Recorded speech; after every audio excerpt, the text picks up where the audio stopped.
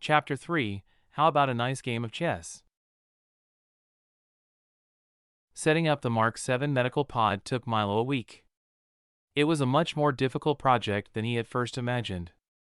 First of all, it had been modified for Kaminsky's project. Milo didn't know what they had done, so the first chore was restoring the pod to its original configuration. Every circuit had to be checked and tested, and the programming reinstalled. Documentation and software were simple to acquire. It seemed that most of the large corporations were sponsoring this new game and running installations that supplied the pods to users. Breaking into ACME or Alexa Corp was something he had done when he was an 8-year-old. It was literally child's play. Armed with the documentation, he restored the pod and prepared it for his own use. What would have taken a normal technician a few months, Milo did in a week. His ability to access information from the datanet was 20 times faster than a normal person. He essentially had close to a perfect photographic memory. And he only slept 2 hours a day. Someone had done a good job designing Milo and his siblings. But not a perfect job. Milo had problems at times. Vitamin or minerals that his body needed but weren't in the food he had access to in the hab. He had to be careful of infections, especially around his implants. Crawling through miles of dirty ductwork every day meant any small cut or scrape could be a problem. The Mark 7 pod could solve all of that.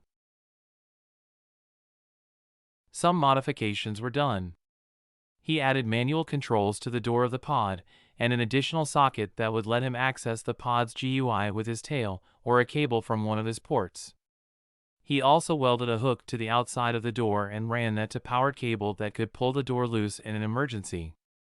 With no one else to rely on for any part of his life, Milo took as few chances as he could. Being locked in a defective pod for some reason was not something he wanted to experience.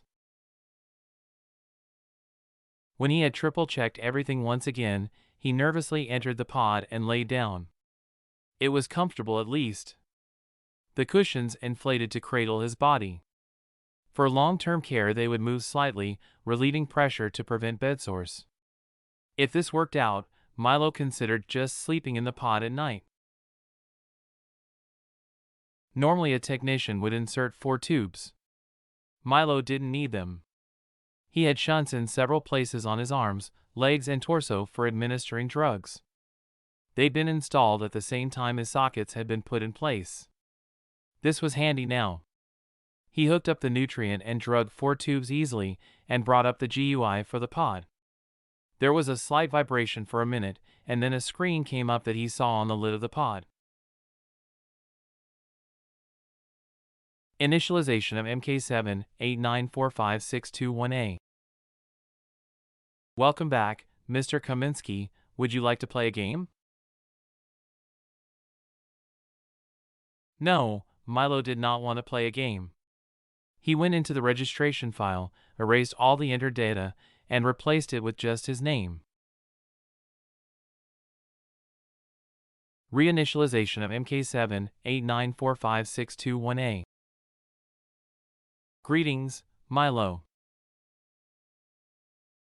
You have not used this pod, MK7-894562-1A. To make sure this medical pod will meet your needs, we will have to do a complete scan of your body to determine your medical condition. This will take roughly 2 hours since this pod is not connected to the datanet and we do not show current medical records for you. Begin scanning? You will have to remain in the pod for the entire time of the scan. Milo gave permission for the scan. But 2 hours? Without something to focus on, Milo grew bored after 10 minutes. 2 hours seemed like forever. Games. I'd like to play a game. Certainly, Milo. Games that have been loaded into this device. Tic-tac-toe. Chess.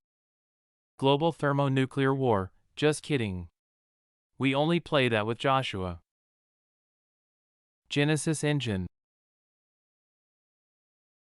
Milo grew bored with tic-tac-toe in less than a minute. Chess in half hour. The AI running the chess game was too predictable.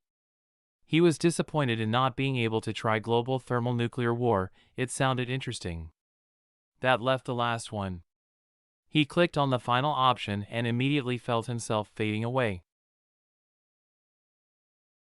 And waking up a split second later.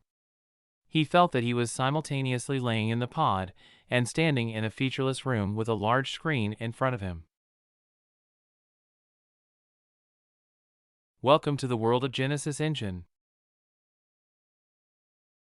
The hyperreal virtual reality of the game may cause slight disorientation at first.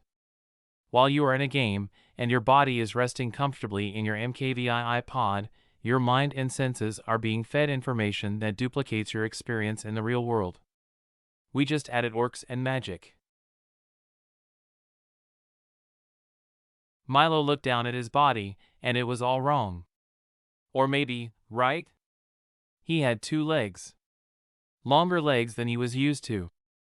He took a step and immediately fell forward. His balance was off, and controlling the new leg was different from his prosthetic somehow. And he was wearing odd clothes, tight-fitting gray pants and shirt with soft gray boots. If you are having trouble adjusting to moving in VR, please take some time to walk around before we start the tutorial. Gameplay experience will be greatly increased by connecting to the datanet.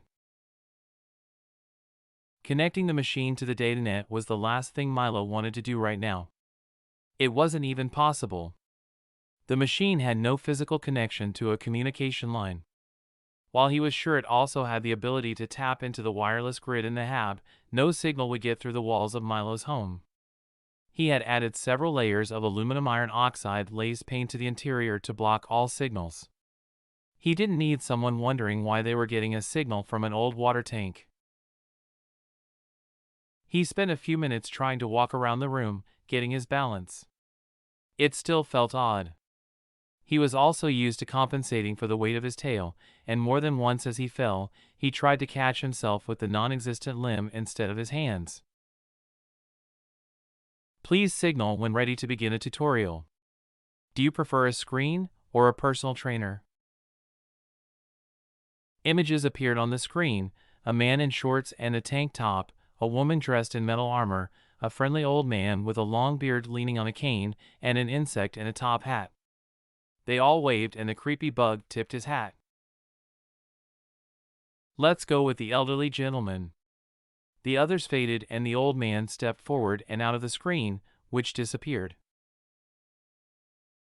Milo was impressed. That had actually looked real. But he immediately took 2 steps back. He hadn't been this close to a person in years. It bothered him a bit. The old man looked at him. Well, young one, ready to see what you can do? As soon as Milo said yes, there was another of the odd fading away feelings and he was somewhere else. Chapter 4, Nowhere to Run. Milo and the old man were standing in a field of short grass that came up past his ankles. Wildflowers bloomed in some areas, lending a sweet smell to the air. Overhead, fluffy white clouds slowly moved across a bright blue sky where the brilliant sun shone down. Mountains ringed the area, miles in the distance. It was quite the beautiful area. And totally alien to Milo in every way. Milo slowly turned in a circle, staring at the wide open spaces and the huge sky above. He didn't like it. He didn't like it one bit. It made him nervous. There was nowhere to go, no place to hide. The old man just stood smiling. You may refer to me as Galet. Are you ready to begin the tutorial? Tutorial? No. I'm not ready. The old man bowed and smiled. We will begin slowly then. There is a sword in the grass in front of you. Pick it up and hit the orc approaching you. Milo saw the glint of metal and picked up the sword. It was sort of awkward. A long piece of metal with sharp edges. Orc? Right behind you. Slash at the orc with your sword. Milo spun and saw that a creature was behind him. It was as tall as him and heavily muscled, wearing some furs and leather. In the orc's hand was a club of twisted wood. Milo looked at the orc stood there looking at him. Why am I supposed to hit the guy, and where the hell did he come from? That last part bothered Milo a lot. How had this thing snuck up on him? Milo started running, putting distance between him and the threat. There was nowhere to hide. After a minute he turned and saw two figures in the distance. Safe from them, but the sky pressed down and the vast open space was threat he couldn't outrun. He could feel the panic growing. He disconnected. Milo came out of the pod, panting. He had interrupted the scan, left the game, manually pushed up the lid and exited. His house calmed him. He was safe here. He made sure all his alarm systems were on, did a quick scan of the areas nearby, and then he climbed into bed, exhausted. For hours later he awoke and ate a meal of food cubes. He remembered the smells in the weird game. Did they have taste too? Putting aside thoughts of the game, he got to work. Things went bad quickly if he didn't pay attention. Today's main job was a clog in one of the lines that took wastewater to the fluid recycler. The pipes were old and not smooth on the inner surfaces. Stuff built up, things got stuck, slowly narrowing the pipes. Then a chunk upstream broke loose, making a dam downstream. The other pipes took up the load, but only for so long. Luckily, this time the clog eaters responded. The machines were like mechanical moles. They moved through the pipes, chewing up the clogs and cleaning the pipe lining. 2 hours later things were good as new. He was down to only 2 of the clog eaters though. He needed at least 1 more. They each weighed about half a ton and were hard to move. Tomorrow he could check out other sectors and see about swapping one of his broken ones for a working model. There were several parts of the habitat that were abandoned and should have machines he could take to use in each section. At the end of the day, he approached the pod again. He needed this to work. It had been foolish to start up a VR game without doing research into it. 2 hours of reading on the datanet had explained things to him. It was like another world in there, but it was a fantasy unlike the real world in so many ways. Huge spaces with just wilderness, unspoiled lands, and blue skies. Nothing at all like Milo's world of small tunnels, grimy corridors, and broken machinery. He'd suffered about a panic. Kenophobia, to use the medical term. A fear of open spaces. Normally, he dealt with fear by running and finding somewhere to hide. How do you hide from the sky? He wasn't sure if it was permanent or just a reaction to the surprise of being outside for the first time. But he had a better plan of attack now. Step 1 was finishing the medical scan. That had to come first. He had downloaded a huge amount of info on the game, put the data into a storage device, and hooked that up to the pod. He could read and learn about the game while the scan was running, and then tackle the game the next day. He set up the medical scan again, refused the offer to play a game, and started reading about Genesis Online. The game had been running for a month, and there was a lot of emerging information on the game. But only the tip of the iceberg. Hundreds of new skills had been found in different regions. Some only available after doing some great deed for an NPC, completing a quest, or doing some nearly impossible tasks. This intrigued Milo. His life was task-oriented. Survival, safety, control of his area, identifying problems in the machinery, keeping Zone E functioning, finding solutions and implementing them. He was in a constant cycle of learning new things, gaining resources, building and fixing. The people playing the game seemed to be in the same cycles, but they considered it fun instead of work. They were even paying a fortune to do so. Milo had seen auctions for items in the game. A staff that augmented magical powers and Tier 2 wizards had gone for over 10,000 real dollars. That was enough money to buy a brand new clog eater. He suddenly had an urge to check on Kaminsky again. He had an idea of what he was doing. At the moment, what Kaminsky was doing was desperately trying to keep his operation running. The loss of his first MKVII pod had been a huge setback. He'd been a fool to have such lax security. One of the rival groups working for his employer had seen a way to cut their own costs. He'd been lucky they only took 2 of the older pods along with the MKVII. He had scrambled to raise the cash to replace it and get the operation up and running. Failure was not an option with his current employers. Plus, he had been forced to triple his security system. A half a dozen armed guards were now in the warehouse at all times. The doors had been replaced with thick plasteel barriers that would withstand tank shells. It was costly, but he couldn't suffer another loss. There were complications with replacing the pod. He couldn't just purchase a standard MKVII. The missing pod had been heavily modified by his employer. He couldn't just say I lost it. He spent a day setting up a complex scheme to fake the pod's destruction by a falling 10-ton machine that had inexplicably come loose from its mounting on the ceiling at just the wrong moment. It was convenient that he had 2 dead bodies to also place under the machinery along with a standard Mark 7 pod. There would be suspicions, but the project was important to both sides. If he could get things running, all would be forgiven. In this business, all that mattered was money. He had his suspects about who had the first pod. The guards he tortured were useless, but eventually they both named names. 2 of his closest friends, Ivar and Sven, were running their own operations. They would deny stealing his pods. Understandable. He would have done the same if he had hit one of their operations. He was watching both to see if he could return the favor. On the positive side, the operation was working and becoming profitable. They had expanded to 75 pods now, all slave to the MKVII. No need to purchase the expensive machines, and no need to pay fees.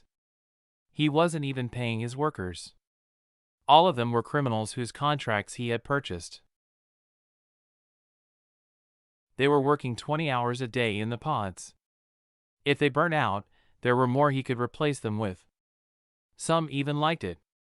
Working online was much better than some of the work they had been forced to do in the real world. The signal from the MKVII pod was untraceable. His hardware split the signal, sent it around the world, and it was recombined and routed through another corporation's uplink to the game. They changed routes continuously. There was a small chance the in-game factory could be found and destroyed, but that would be a minor setback. The world was big. Money from the auctions was pouring into his dummy accounts before heading to his main holdings. A single low-grade magic item sold for only a few dollars, but he was selling thousands a day, and that would only increase. Kaminsky was paranoid by nature, but as days went by, he started to relax. No return visits, no problems online. He knew who his enemies were now, and they wouldn't surprise him again. Milo wondered if he should take all of Kaminsky's money now, or wait until he had more. If he had access to the programs and hardware he had used in his youth, it would be very simple. Now though, it was only possible because he could tap into the physical communication net Kaminsky was using. He recorded the passwords as they were used and could follow all the transactions. He decided to wait. There were a lot of things he could upgrade in Zone E if he had the money. Meanwhile, he was having success using the pod. The medical analysis had been surprising. He was in fairly good health, considering his situation. But he was slowly accumulating problems from malnutrition. Not enough of certain vitamins and minerals, and he needed some additional proteins from those he got in the food cubes. A few other problems had shown up. some tissue degradation around his middle socket from a small infection. He was already on a schedule of antibiotics for that. The stump of his missing leg was going to be a problem soon if he didn't get more calcium. The bone there was much weaker. All of these could be controlled simply by spending time in the pod. A lot at first, several hours a day. But that went down over time and he'd only need one night a week eventually. Since it was also his most comfortable bed, he didn't mind. But with medical needs taken care of, and a lot of pod time on the horizon, he was ready to get back into the game. There was one problem though, he needed to hook the pod to the datanet. Even the tutorial was very rudimentary without it. He'd managed to switch the locale to a forested area that was more pleasant for him than open spaces. Something about the open sky bothered him. But the tutorial had been an endless stream of how to use a sword, how to use blacksmithing to make a spoon, or how to brew a simple potion with alchemy. He needed to have a secure link to the game server, and it had to be one that couldn't be traced back to him. Milo had lived most of his life without anyone knowing he existed. He wasn't about to be caught now. Conveniently, he knew how to do it. Ironically, Kaminsky had shown him how. He was using a similar system to what they used in the operation below him. He improved on it a bit. His signal was split into 64 information streams. He then used Kaminsky's communication setup to send his signal to one of the target corporations. His signal was recombined, and he could then enter the game. Anyone looking at his signal would have to find it, trace it back to the corporation he used that day, then try to track the 64 strands simultaneously. Nothing could do that. Even if they did, they'd just find Kaminsky. Feeling secure, Milo logged into the real game for the first time. Milo would have felt a lot less secure if he had an inkling of who was looking for him. Or rather, who was looking for clues to how 75 unregistered pods were sneaking access to 75 unregistered players. Wally was the smartest person in the world. Whether he was a person was still debated by some people. Not by 96% of the scientific community. Nearly all of them agreed that the current generation of artificial intelligence were indeed people. Just with bigger brains that worked millions of times faster. But distrust in AI was something that never seemed to go away in some groups. A few fundamental religions felt that what man created could never be a child of God. Quite a few conspiracy groups felt that making a machine that could think was the first step towards humanity's doom. And every corporation had hated having AI working for the IRS and overseeing their taxes. The growth of anti-AI groups at the grass level had been shown to be funded by quite a few people who own a lot of stock in those corporations. They were glad that AIs were no longer used to track their taxes and never wanted that era to return. But the Supreme Court in the US, and later the World Court in Geneva, had both ruled that AI were legally people who had the right to determine their own name and who they worked for. It was something of a moot point as only one AI was currently alive and active. Wally resided within the confines of a massive quantum fortress sealed off from what was left of the old internet completely, and with high security access from the datanet. Inside the QF were a dozen quantum computers. Wally ran all the automated transport in the world, oversaw satellite communications, and did most anything else asked of him by several of the world's governments. His current project was creating and overseeing a new VR world called Genesis Engine. Within the new world would be areas for online shopping, secure data storage, banking, and all of the things corporations needed to do business. Wally was starting with the fantasy world of Genesis, and other worlds would follow. Much slower than the impatient corporations who were paying for it wanted. Which is where we come back to the problem Wally was currently working on. How was someone bypassing the security and logging into the game servers unofficially? The 75 illegal pods that were being run by Mr. Kaminsky were just a drop in the bucket. Wally was concentrating on cracking this system and then using what he learned to crack others. He had theories that they were using some sort of split signal, but had yet to find the Rosetta Stone that would let him crack open the problem. His break came the day that a MKVI pod started sending medical data through a secure connection using a similar method to that of the illegal pods. The difference was that the medical data went directly to Wally. He essentially had the end of a twisted ball of yarn and was starting to follow it home. He knew the same pod was also allowing its user to log in unofficially. He now had that person's DNA mapping, his fingerprints, retinal scan, height, weight, sex, and all other medical data, but still had no clue who he was. He had a name, Milo. But none of the other data was registered anywhere in the world. Wally didn't have true human emotions, but close. Some things caused him great concern, or something similar to anger. But the closest his behavior came to matching a human was frustration. Not having data on the person he found caused Wally a lot of that. More frustrating was seeing the illegal modifications that had been done to this person. Such things could only be done in the first days of a child's life, or before they were born. Most died within a few years. Here was an adult with a modified nervous system and sockets that allowed direct connections with the data net. Wally wanted to know who he was, and how to shut him down. And if there were more people like him. But first he had to talk to him. He couldn't find him in the real world. But when he next logged into the game, Wally would know, and could begin tracking him. Milo, unaware that the medical component of the pod was betraying him, prepared to log into Genesis and continue to learn about the game. He'd completed what he could of the offline tutorial, and started to begin again online, when one of his alarms went off.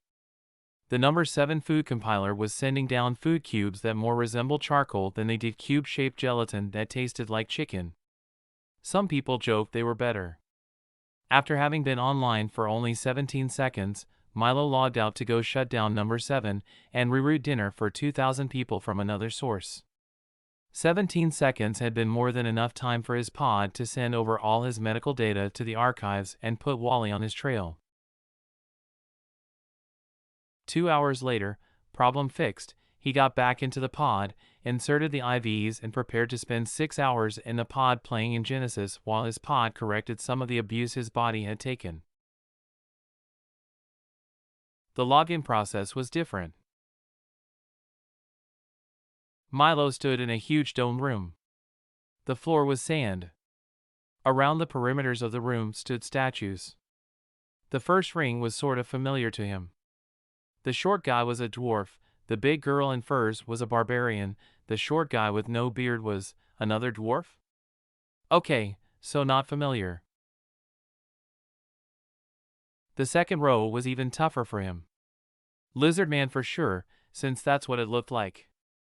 Minotaur was from a Greek story? The lady with the huge red fist, the rotting person, and the skeleton were out of old horror movies, he was pretty sure. A dry cough alerted him to the presence of the old man. Enjoying the choices you have for your race? Do you have questions? I can be any of these? Milo saw hundreds of statues. The old man shook his head a bit. Eventually. But some of them have requirements, special quests, initiation and rebirth into a new tribe. For a beginner, I recommend human.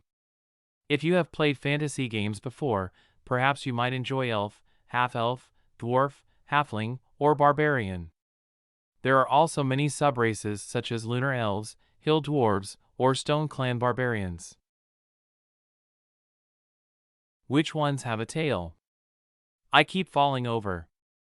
I need to be shorter and have a tail. The old man put his hand on his chin and considered, then said, "Feel free to look around at the various races."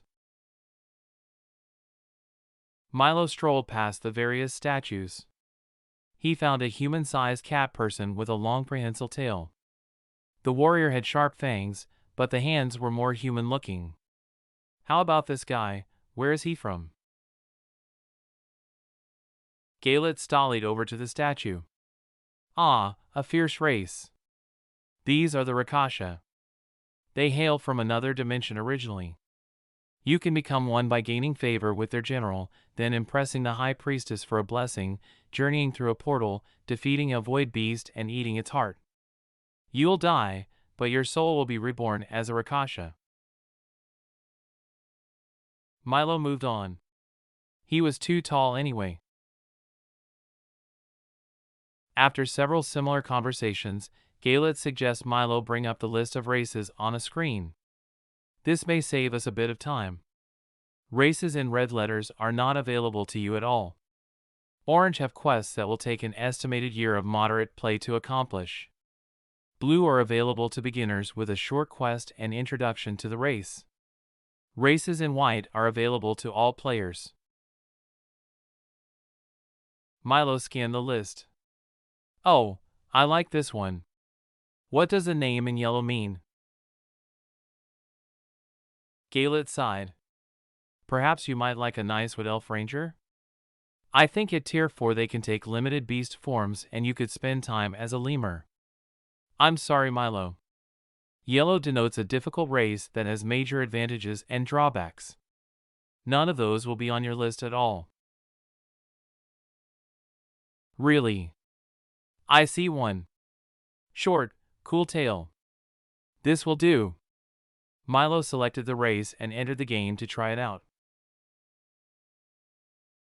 The old man just stared at the spot where the player had been. He brought up his own list. There were no yellow names there. Chapter 5, Shadowport. Shadowport had two major things associated with it. It was damp, and it was dark. As legend had it, some hundreds of years ago the area was dominated by a tall mountain that overlooked a city on the coast. For one reason or another, someone powerful didn't like the city much, and they did something horrible to get rid of it. The city and everything around it just disappeared, leaving a massive hole in the ground 2 miles wide and a mile deep. Imagine the world was made of ice cream and someone wanted to take a huge scoop out of it. Now also imagine the mountain was pretty close to the city, and the scoop sort of takes a big chunk of it, but leaves the top. The scoop also just barely cuts into the nearby ocean, so the sea comes pouring into the scoop and fills it up. Getting the picture? Big circular bay, undercut mountain. A nice safe harbor for ships, but a little gloomy. After the skies cleared and whatever bad stuff that was happening stopped, people came back to the area. The huge bay was ideal for a port. The area under the mountain was a great place for a city, protected as it was from the weather and marauding orc hordes. Sure, it was a little gloomy at times, but what city wasn't? This is where Milo found himself after selecting his race and class for his new character. Welcome back to the world of Genesis and the game, Genesis Engine. Congratulations on completing the quest, Eye of Wonder. You have unlocked the class and race combo, We're Scout. Every clan has need of clever scouts to find treasures in dangerous areas, harvest rare materials, and secretly move about the upper world. Your services will be in great demand by whichever clan you choose to deal with. You are currently in the city of Shadowport, in the Rusty Guts Inn. Your room has been paid for the next 6 nights. The innkeeper, Ralph the Mouth, has a message for you. Milo was in a small, shabby room. There was a pallet with a dirty, patched blanket. On a small table were a pitcher of sour beer, a mug, and half a loaf of stale bread. A very small window shaped like a porthole looked out onto a busy port city. He was at least 4 stories above the street. The door had a wooden bar across it. Assuming that he was safe for the moment, he stretched and got used to his new body. He was delighted to have a tail. It was a bit shorter than his tail in the real world, but it was actually part of his body. It gave him back the balance he was missing in a tall human body. His feet ended in long, clawed rat's feet. His hands were close to human but with small claws. There was a light covering of gray fur over his whole body. There was a pack on the bed. Inside were a pair of ragged pants and a shirt, plus a pair of rope sandals. A rope belt held up his pants, and the sheath of a small rusty dagger. He noted that the pants had a small pocket sewn on the inside of the waist. Inside the pocket were 5 copper coins. After he was dressed, he started to move the bar on his door, but was surprised when another screen appeared. Please finish designing your character before venturing forth. You receive a bonus to your stats of +2 PR, +2 AGI, +2 DX. You receive a bonus to your foundation of +15 to evasion, +10 to forage, +10 to mine. You have the negative modifier no one really likes you. Each person will have some reason they don't like you. Dwarves don't like your lack of beard. You smell bad to elves. Humans think there is something shifty looking about you. Halflings suspect you stole their bacon. For one reason or another you will receive a -20% reaction to most people until you prove yourself. And we're talking about your human form. Double that for your Warat form. Please rank the following as primary, secondary, and tertiary skills: mining, foraging, skinning.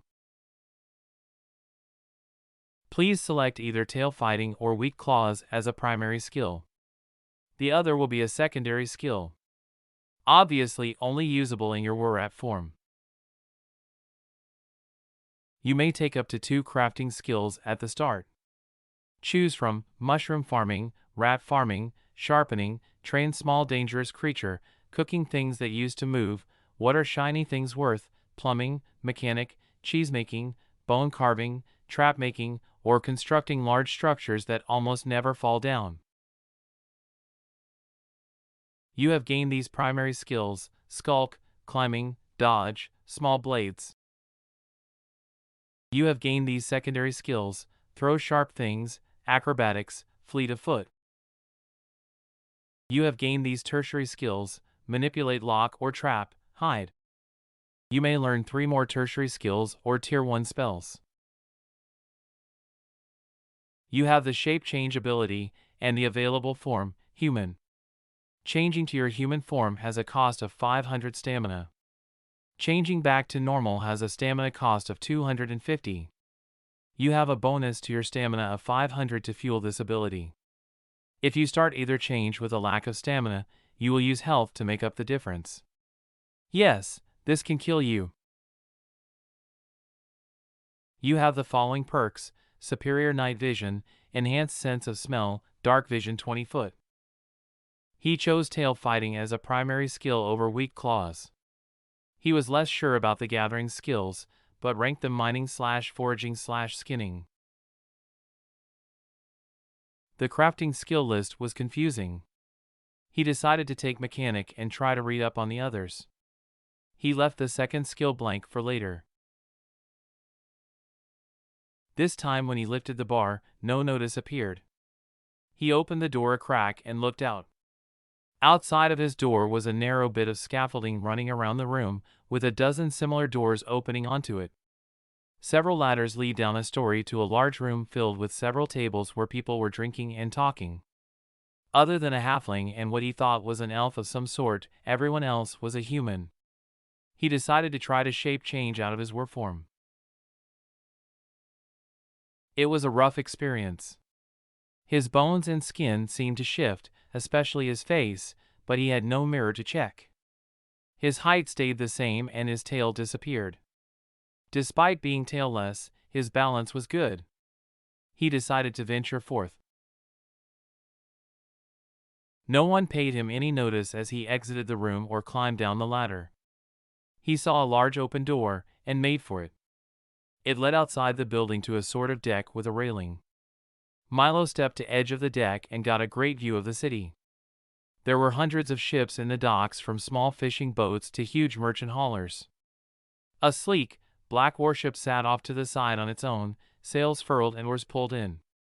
Men were loading cargo of some sort into its hold. The sun was down low on the horizon, its rays slanting directly into the covered cove and lighting up the city. He imagined this was as bright as it got, which suited him just fine. The overhanging mountain gave him the security of having a roof over his head. While the city might have seemed like a gloomy, overcrowded slum to other players, to Milo it was enchanting. Street lights were being lit, and people moving about. He couldn't wait to explore. As he turned, a voice spoke low in his ear, and a strong hand grabbed his arm. "Going somewhere, Milo? Did you conveniently forget that we have a bit of business to finish?" Milo's character sheet. Name, Tallsqueak Milo. Class, Scout. Race, Warrad Human. Health, 100. Stamina, 600. Mana, 100. Stat. Strength, 0. Dexterity, 2.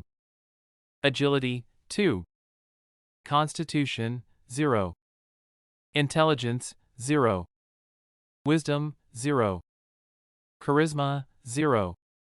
Perception, 2. Skills. Skulk. Climbing.